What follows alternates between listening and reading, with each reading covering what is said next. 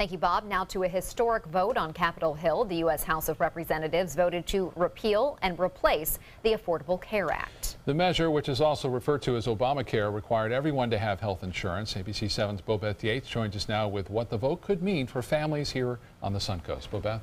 Well, it was a narrow vote, 217 to 213 in favor of repealing Obamacare and replacing it with the Republican-sponsored American Health Care Act. And one of the biggest changes could impact those with pre-existing conditions.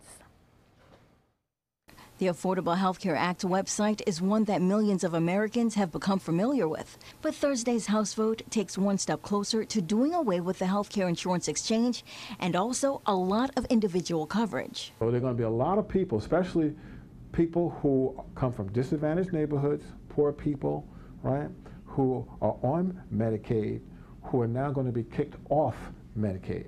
According to the Congressional Budget Analysis of the American Health Care Act, an estimated 4 million people could be dropped from Medicaid, and that's not the only change. People who have pre-existing conditions. Sometimes when you went from one job to another, if there was some gap, you would be denied insurance or you would have to go into a high-risk pool because of a pre-existing condition.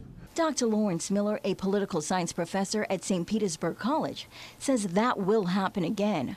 But he adds $8 billion over 5 years will be set aside to fund the high-risk pool that will result from an Obamacare repeal. Still, many say those funds will fall short. Organizations like the AARP and the American Medical Association have come out against the measure, saying seniors could see an increase in their premiums and low-income families could face higher deductibles. Still, many in the community are mixed on the House vote. The intention is to repeal it and replace it with something that probably will work better. I would rather see making certain changes where necessary to Obamacare rather than getting rid of it altogether. And they aren't alone in their thoughts. Obamacare should stay in as long as it's covering the people that have existing illnesses. I think it should be repealed. People are not happy with what we have now. Now, the vote to repeal Obamacare isn't final just yet. It still has to be voted on by the Senate. And if they make changes, it then will be sent back to the House for another vote. Back to you.